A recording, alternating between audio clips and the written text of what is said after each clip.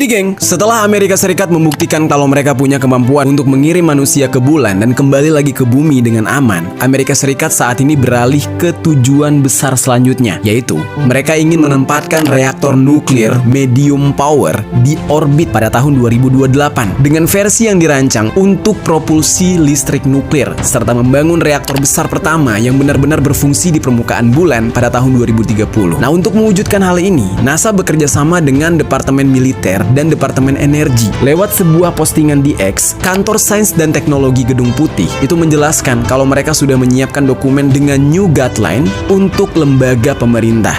Panduan ini bertujuan untuk menyusun roadmap pengembangan teknologi nuklir di luar angkasa untuk beberapa tahun ke depan. Dan menurut mereka, langkah ini akan membantu memastikan keunggulan Amerika Serikat di luar angkasa. Terus geng, NASA ini juga punya program yang disebut dengan Space Nuclear Propulsion atau SNP. Melalui program ini, NASA ingin mengubah cara perjalanan luar angkasa dengan membuat sistem propulsi yang lebih canggih. Di dalam program ini, NASA sedang mengembangkan dua jenis sistem propulsi, Nuclear Thermal Propulsi atau NTP dan juga Nuclear Electric Propulsi atau NEP. Keduanya memiliki peran yang berbeda tapi saling melengkapi.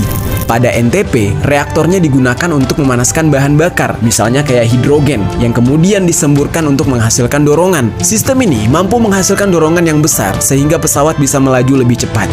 Karena itu, NTP cocok digunakan untuk misi berawak, seperti perjalanan manusia ke Mars yang membutuhkan waktu tempuh lebih singkat. Sementara itu, NEP bekerja dengan cara menghasilkan listrik dari reaktor.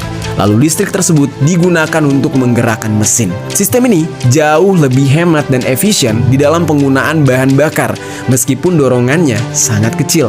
Oleh sebab itu, NEP lebih ideal untuk misi jangka panjang seperti pengiriman kargo atau penelitian di luar angkasa, geng. Pengembangan sistem propulsi nuklir canggih di luar angkasa ini merupakan kunci bagi visi NASA untuk misi bulan ke Mars. Ya, teknologi ini memungkinkan perjalanan yang lebih cepat menuju berbagai tujuan, bahkan ke bagian luar tata surya, geng. Dan selain itu, sistem propulsi nuklir juga bisa menyediakan daya listrik yang jauh lebih besar untuk instrumen dan sistem komunikasi di dalam pesawat, yang sangat berguna ketika pesawat berada jauh dari matahari, di mana energi surya sudah tidak lagi efektif untuk digunakan. Selain itu, NASA juga mengumumkan kalau mereka akan membuat pesawat luar angkasa pertama yang menggunakan tenaga nuklir untuk perjalanan antar planet. Pesawat ini direncanakan bakal diluncurkan ke Mars pada tahun 2028 dan misi ini diberi nama Space Reactor One atau SR1 Freedom. Kalau berhasil, artinya proyek ini adalah hasil dari lebih dari 60 tahun penelitian